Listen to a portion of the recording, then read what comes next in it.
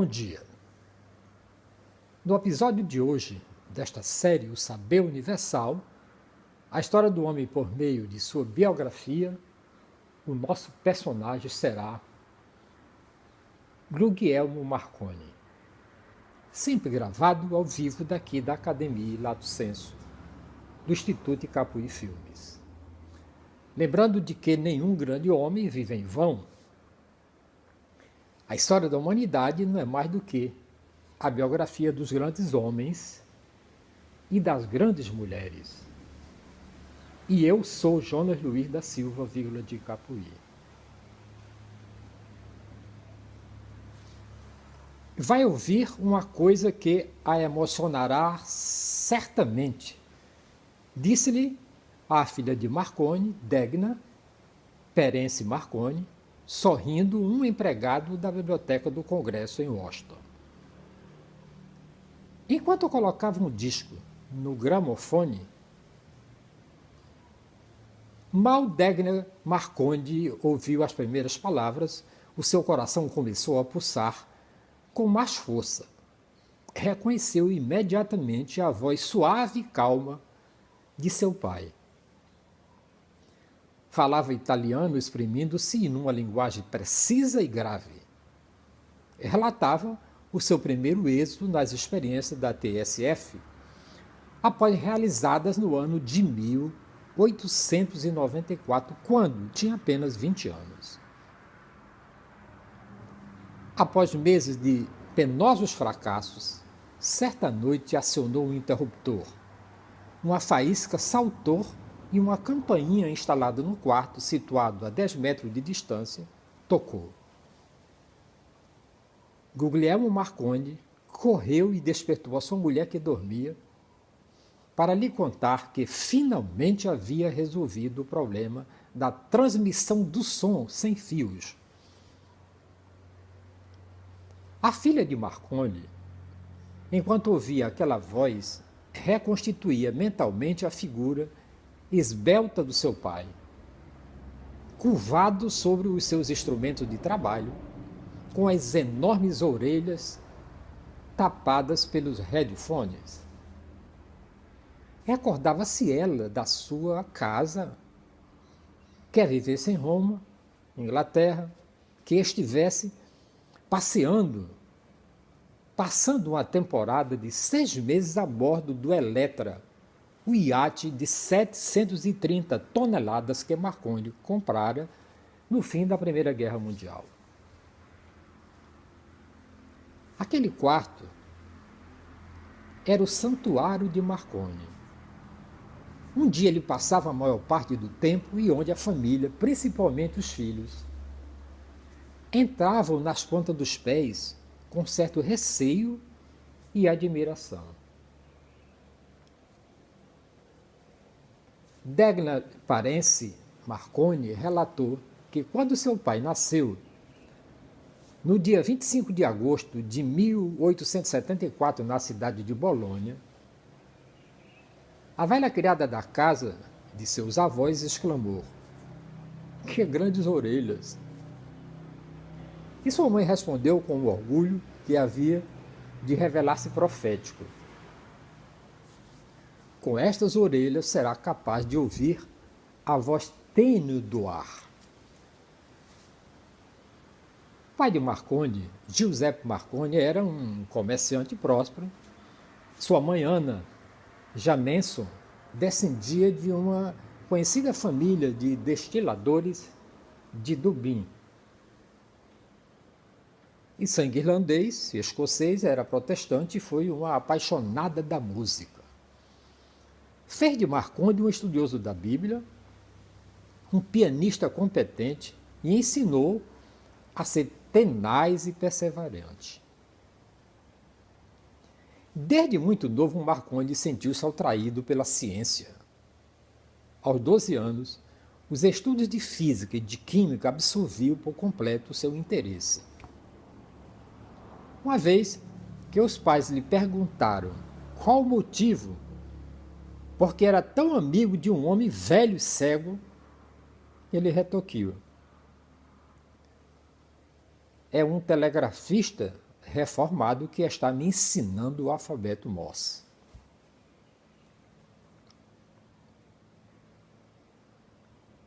E tinha 20 anos quando leu uma nota necrológica sobre o físico alemão Heinrich Hertz, que se descreviam as experiências que ele havia realizado no campo das ondas eletromagnéticas. Por que não poderiam emitir-se sinais através do ar sem fio, da mesma forma que Hertz tinha emitido uma faísca?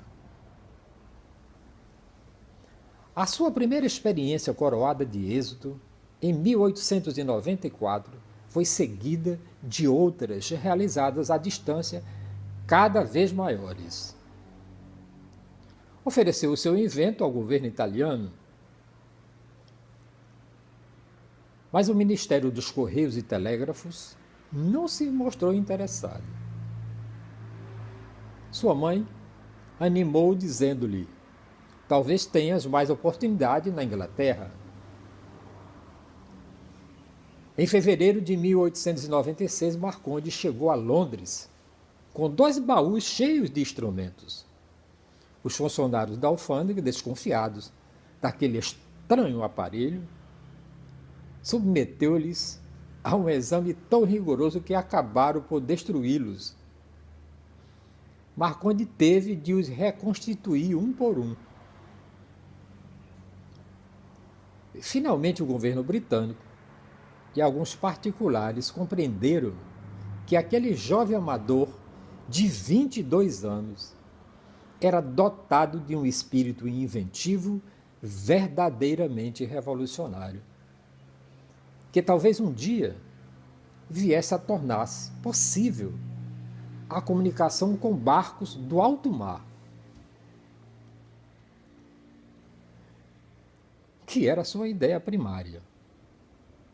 No ano de 1897 era fundada uma companhia britânica para explorar a telegrafia sem fios. Marconi recebeu metade das ações e 15 mil libras em dinheiro. Assim, aos 23 anos, era um homem rico.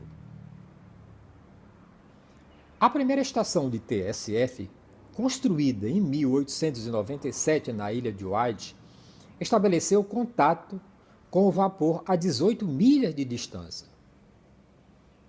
Um ano depois, o Daily Express de Dublin pedia a Marconi que enviasse mensagens de um rebocador que seguiria os iates participantes da regata de Dublin.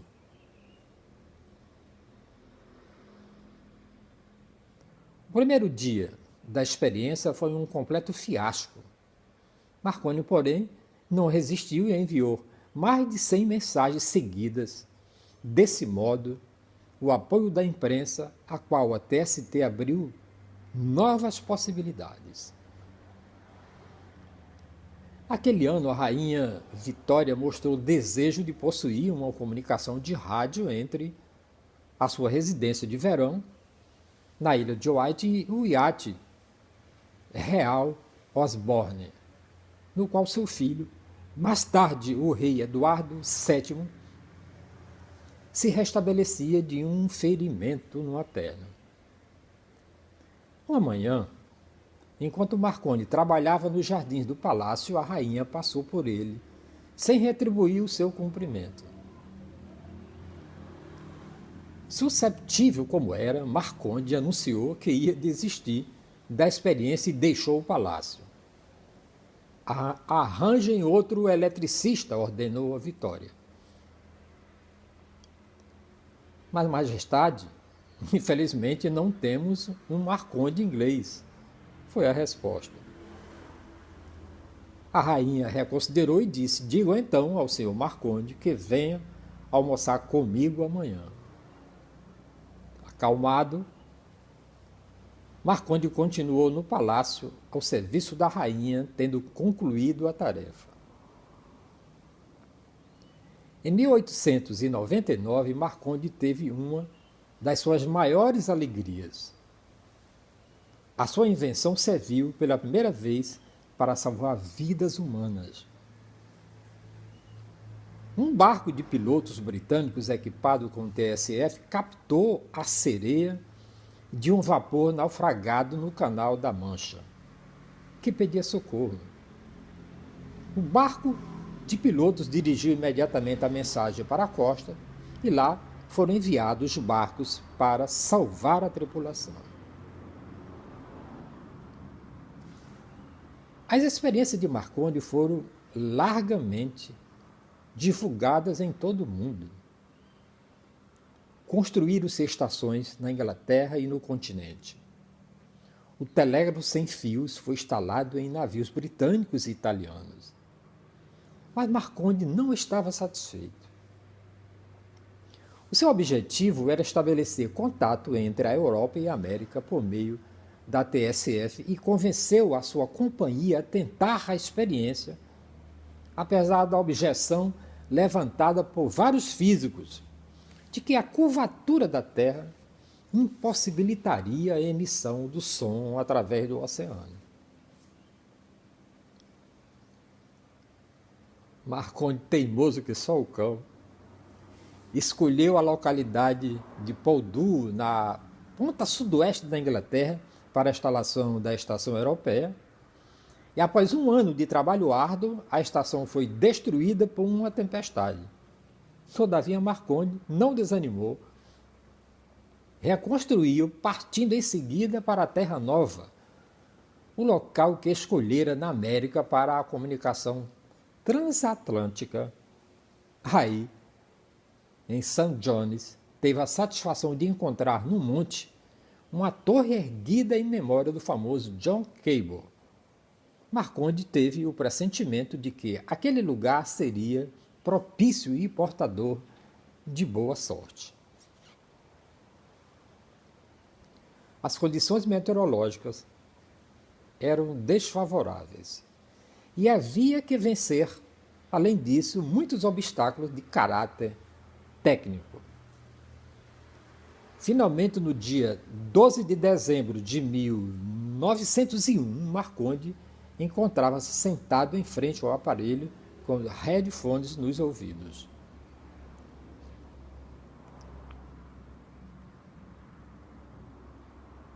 Naquele tempo não havia nada de precisão ou de científico a respeito de sintonização.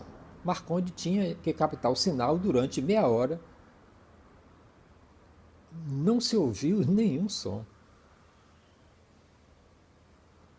Alguma força misteriosa teria desviado o sinal? A curvatura do globo seria realmente uma barreira?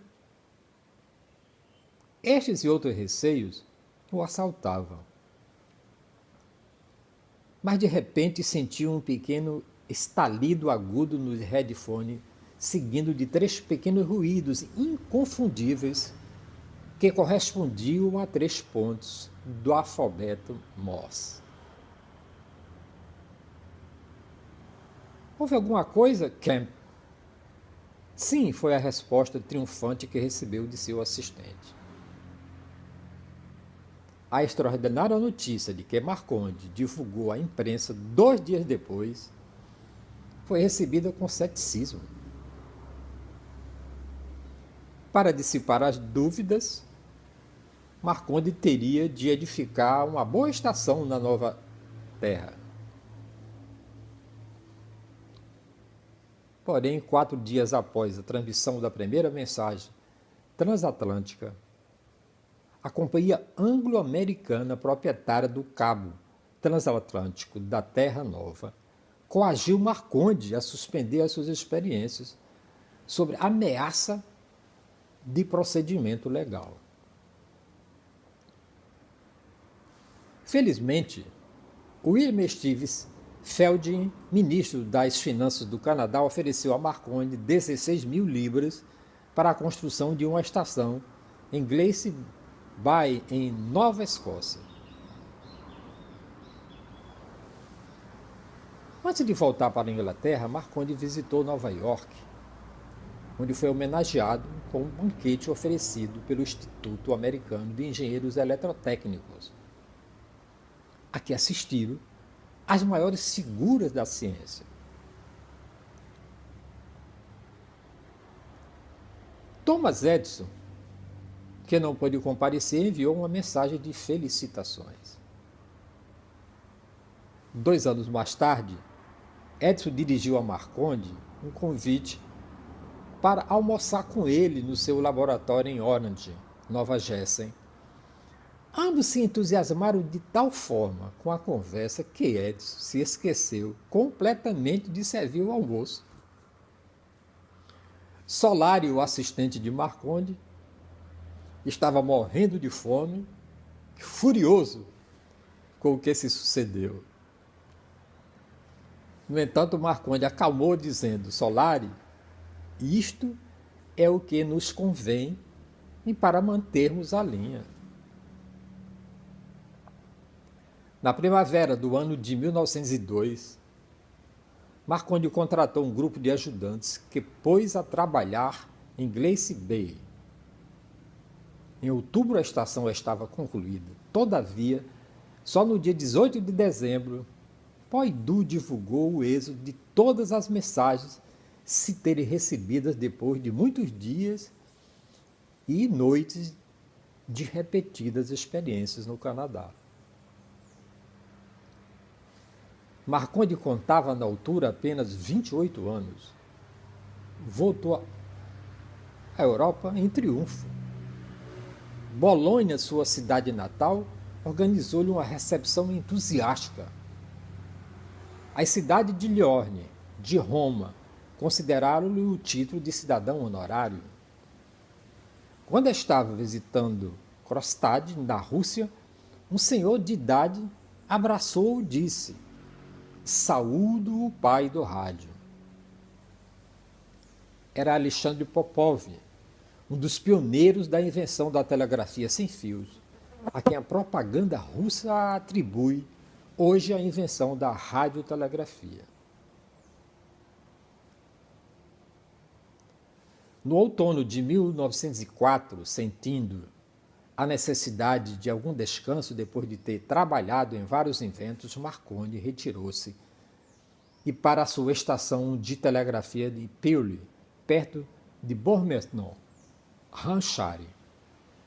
Aí conheceu a sua futura mulher Beatrice O'Brien, filha do Lord e de Lady Inchink. Tinha 19 anos, radiante de vida e de beleza. Ele propôs esse casamento num dos lugares mais inesperados na Cúpula Albert Hall de Londres. Pouco depois casaram-se e partiram para a Nova Escócia, onde o Marconi se dedicou ao aperfeiçoamento de sua estação telegráfica no Canadá.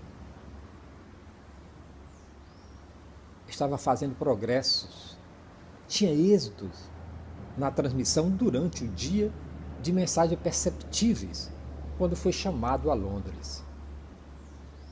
Os fundos da companhia tinham sido despendidos em pesquisas e experiências e os bancos de Londres tinham se recusado a conceder-lhe novos créditos.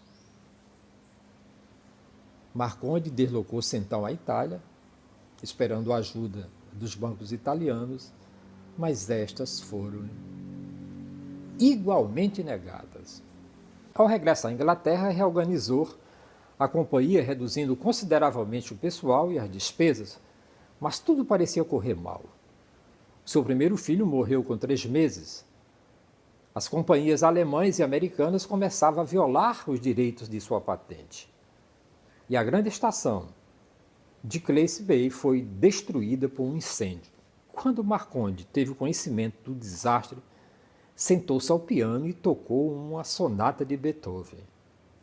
Depois, levantou-se e disse à sua esposa: já sei o que tenho que fazer.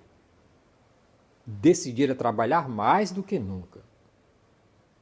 Demonstraria que a telegrafia sem fios era comerciável e combateria todas as infrações aos direitos de sua patente.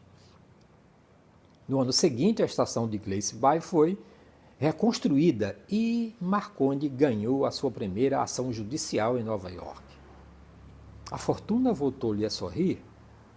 Em 1909, recebeu o Prêmio Nobel da Física.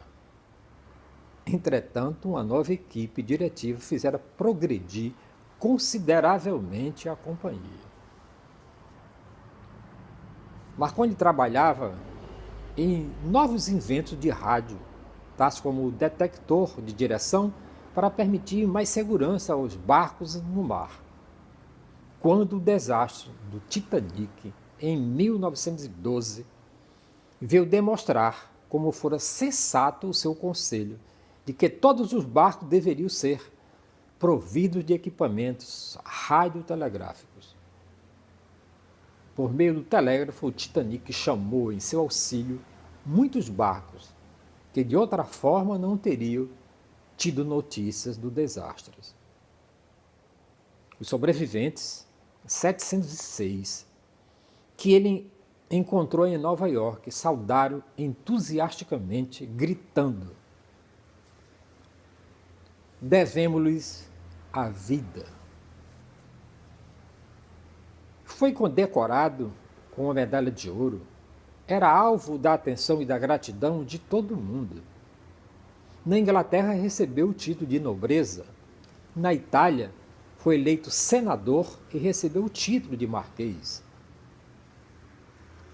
Depois de ter estudado todas as possibilidades das ondas longas de rádio, começou a trabalhar com ondas curtas.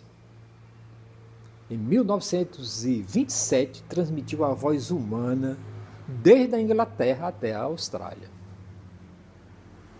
Em 1930, quando tocou no interruptor em Londres, acendeu as luzes de exposição em Sydney, na Austrália.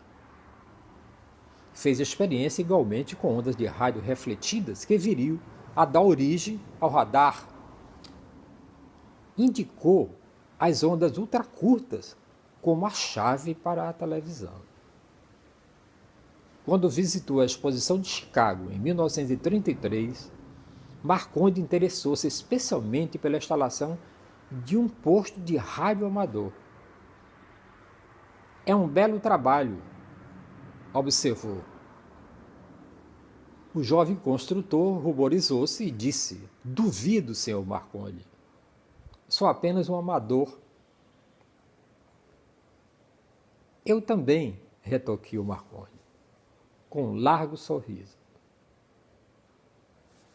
Aqueles que viviam à sua volta ou que trabalhavam sob a sua orientação admiravam a sua simplicidade, paciência, generosidade.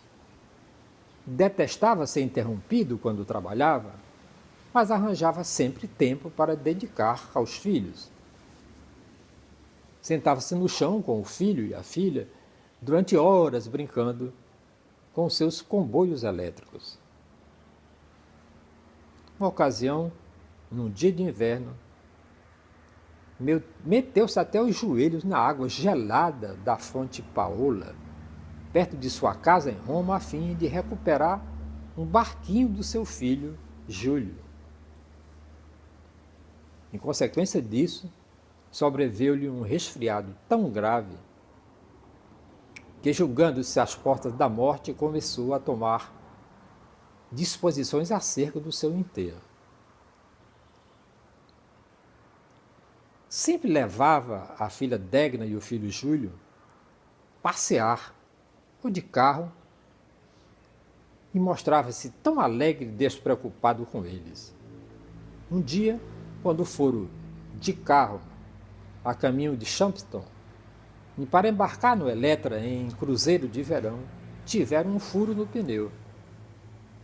Os filhos riram muito quando descobriram que o pai, um verdadeiro mago da engenharia, prêmio Nobel de Física, não fazia ideia de como se mudava um pneu. Como não circulavam carros, Marconi tirou do bolso um livreto, hoje seria um manual, e durante 15 minutos esteve absorvido no estudo da arte de mudar um pneu. Por fim, e com a pequena ajuda dos filhos, concluiu a tarefa e lá seguiram para o passeio. Quando Marconde faleceu em 1937, vitimado por um ataque do coração, os cientistas de todo o mundo prestaram homenagem ao seu espírito de pioneiro, à sua honestidade profissional, à sua admirável perseverança na pesquisa. Mas de tudo o que se escreveu sobre ele, a sua filha confessou: eu aprecio especialmente um editorial do Times,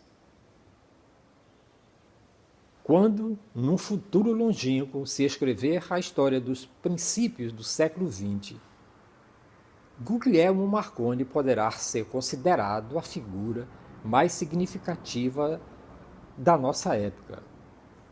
O nome, porque esta poderá ser designada.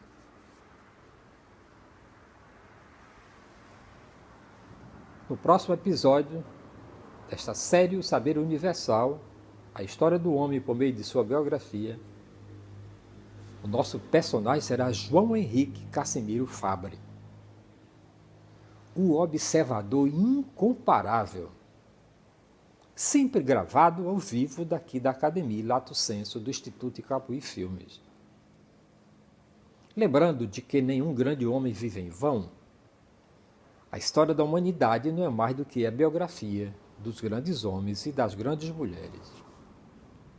E eu sou Jonas Luiz da Silva, vírgula de Capuí, e eu estou muito agradecido por você continuar recomendando o nosso canal no YouTube Jardim do Éden TV.